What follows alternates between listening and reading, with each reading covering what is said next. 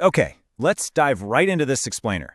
We're going to take a massive, dense historical chronicle, the annals of the first emperor of Qin, and transform it into a gripping journey about the epic rise and, honestly, the completely catastrophic fall of ancient China's very first empire. We're unpacking thousands of years of complex history to make it crystal clear. So right off the bat, think about this massive mind-bending contradiction. How exactly does an invincible, ironclad empire, one that literally conquered the known world at the time, fall to starving peasants armed with nothing but wooden sticks? And in just 15 years? It makes no sense, right? It's a mystery that ancient historians have debated for centuries, and it's the absolute central paradox we're going to unravel today. Section 1. The ultimate historical paradox. To really get why this sudden collapse is so shocking, you have to picture the sheer high contrast here. We're talking about the Qin state, a relentless military juggernaut boasting million-man armies and impenetrable geographical fortresses, a total powerhouse. And then, a rapid, total collapse triggered by exhausted, desperate peasants wielding rudimentary wooden pitchforks. I mean, the overwhelming strength of the state versus the brittle, broken reality of its people is just staggering. How does a machine built this tough break so easily? Section 2. Forging the Qin Juggernaut. Let's look at the conquest phase. The first emperor didn't just conquer, he methodically swallowed rival states with terrifying efficiency. Look at this pacing. Year 17, Han is captured. Year 22, Wei's capital is flooded out. Year 24, the mighty state of Chu is completely broken. And then by year 26, Qi just surrenders without even putting up a fight. Boom! In less than a decade, these warring states were hammered into a single unified China. But here's the kicker. He didn't just grab the land, he forcibly locked the whole empire together through these massive, sweeping standardizations. He imposed unified laws everywhere. He mandated a single writing system, so suddenly, no matter your local dialect, everyone communicated the exact same way on paper.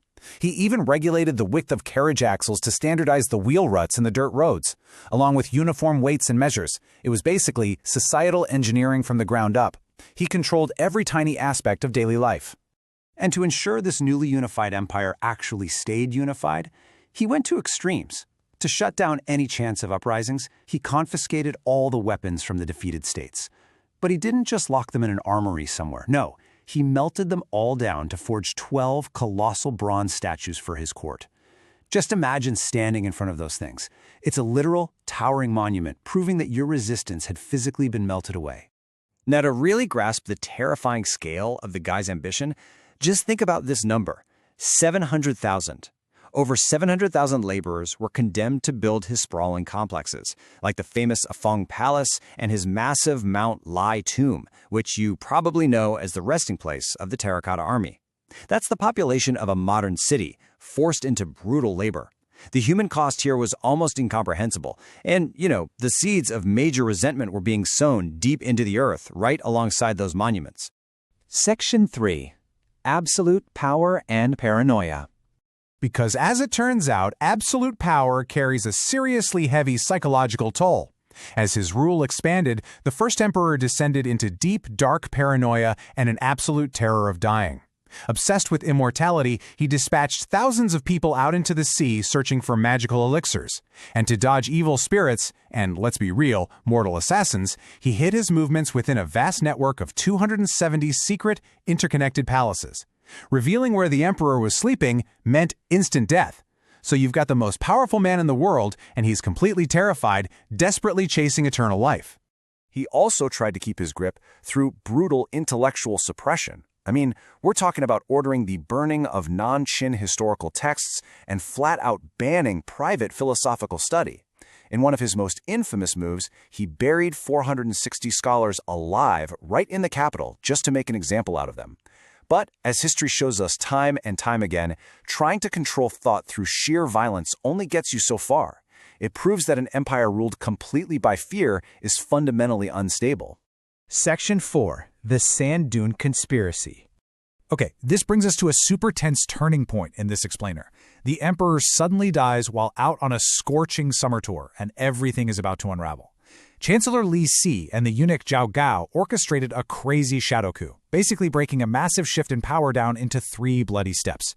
Because the emperor died during a hot summer trip, step 1 was literally hiding the smell of his decaying body using carts of rotting fish. You can't make this stuff up. Step 2, they forged a fake edict from the dead emperor, ordering the highly capable rightful heir Fusu to commit suicide. And step 3, with Fusu out of the picture, they installed the emperor's easily manipulated younger son, Huhai. The entire massive empire, effectively stolen in the shadows of a fish cart. Section 5. Rebellion and Collapse. With an incompetent second emperor on the throne, the empire quickly nosedives into chaos. And this gives rise to one of the most fascinating psychological moments in all of history, the phrase, calling a deer a horse. Basically, to test the court's loyalty to him, Zhao Gao brings a literal deer in front of the second emperor, but calls it a horse. When the confused emperor asks his officials what it is, the ones who tell the truth and say it's a deer are secretly purged and executed. This iconic, totally cinematic anecdote perfectly captures a political system where submitting to absolute power completely overrides truth and basic reality. But reality always catches up. Pushed way past their breaking point by the harsh laws, the unending forced labor, and terrible famine, the common people finally snap. They rise up.